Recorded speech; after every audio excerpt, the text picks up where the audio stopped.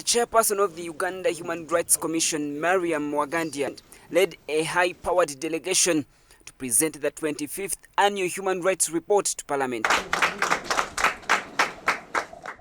The report documents the human rights situation in Uganda in the year under review.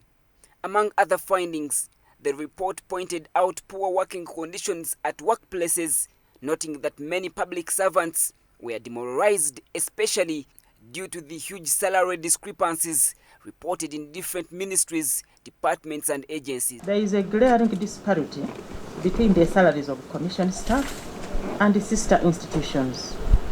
This has caused high staff turnover as they leave for places with competitive remuneration. A number of public servants, particularly in local government, indicated that they were demotivated. There were instances where the public servants indicated that the public expectations are high, the work is very heavy, but they earn very little.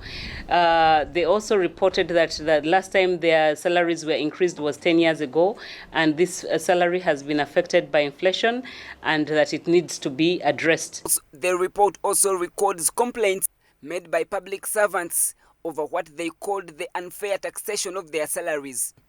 They told the Commission that pay-as-you-earn tax, commonly known as PAYE, consumed the biggest part of their salaries. They also pointed out the need for a minimum wage law which stipulates the starting salary for employees below which no public servant can be employed.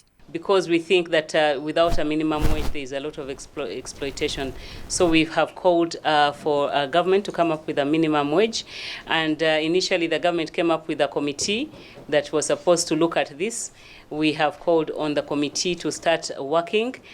Uganda's minimum wage was last updated in 1984 and was set at 6,000 Uganda shillings, which figure is now totally meaningless.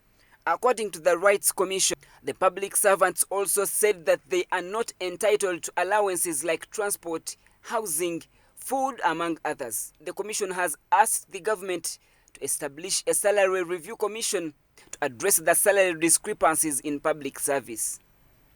We think that there is need for government to assess the salary structures of all government institutions and create equity within this structure to stop persons from acting up. As you see, we are seeing more police officers who are armed also committing crime because of dissatisfaction.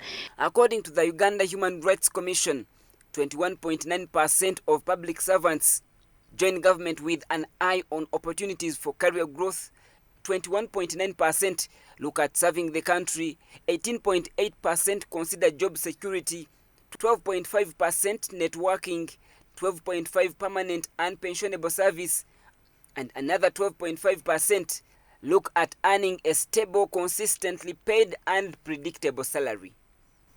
Ramson, Church of Uganda Family TV, News at 8.